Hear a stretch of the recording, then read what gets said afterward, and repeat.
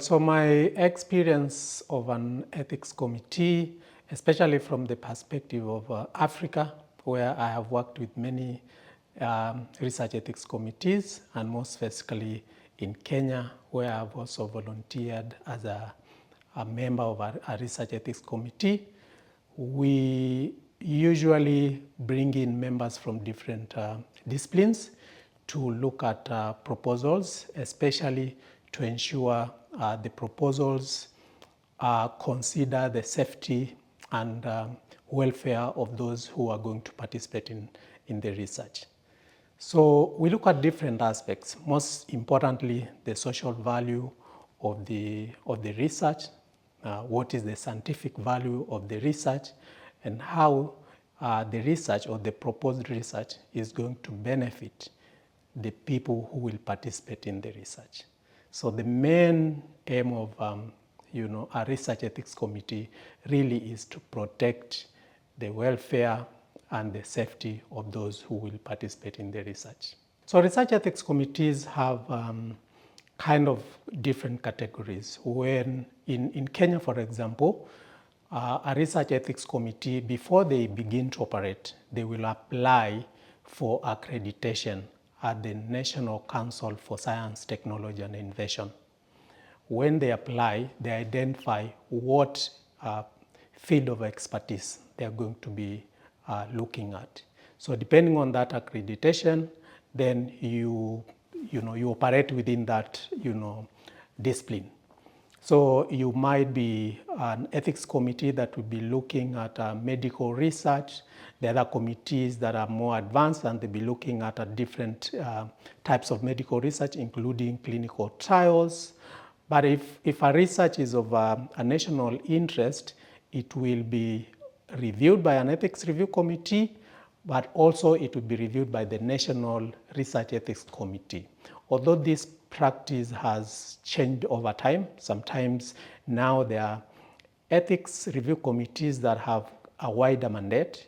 They even review clinical trials that are of national interest. But the other committees whose scope is quite small. So they will, for example, review research proposals that are of a very specific discipline based on the mandate that they have been given by the NACOSTI, or the National Council for Science, Technology and Innovation. And that is the experience, or that is the context in Kenya, for example. In South Africa, ethics review committees operate within a specific geographic parameter. So they will be given geographic jurisdiction where they are supposed to review protocols, beyond which they cannot review protocols outside of a particular region. So different committees operate differently, in different countries in Africa. So ethics review committees use different processes for deciding how or whether or not to approve an application. I think the general approach will be looking at the areas that I already talked about: the social value, the scientific value or validity of the research, to what extent the proposed research is likely to benefit the community, but also to what extent does it address the need of the people who are going to be involved in the research. That's really important, and that is the entire aspect of social value. The scientific validity also therefore entails to what extent the products is already known. For example, what background information is already available, to what extent the risks and are already known about this particular product, and so forth and so forth.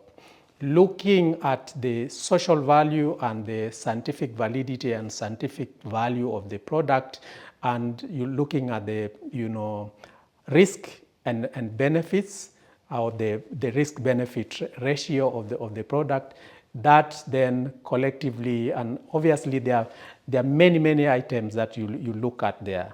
based on that, then the committee will decide, this can be allowed to, to continue or not. One of the things that, is important to describe here is that many instances, especially for clinical trials, members of ethics review committees may not have the knowledge really to, clearly, objectively decide this is a research that can be approved.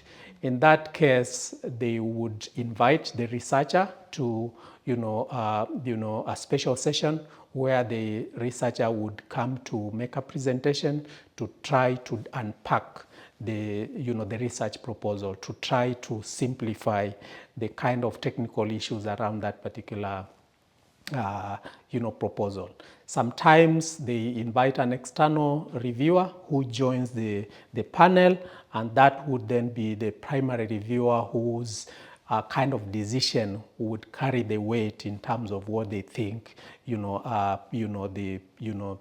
kind of the social value, the scientific validity of the proposed research. So there are all those dynamics that need to be considered, whether the proposed research is within an area that the Ethics Review Committee has competence and is able to make the decision straight away, and if not, is there a possibility that they could invite the researcher to come and kind of unpack the proposed research itself, and if that's not possible, then they invite an external expert who can be able to do that, and based on that and all those elements that I talked about, social value, scientific validity, risk and benefit ratio, then they can decide whether to approve the research or not.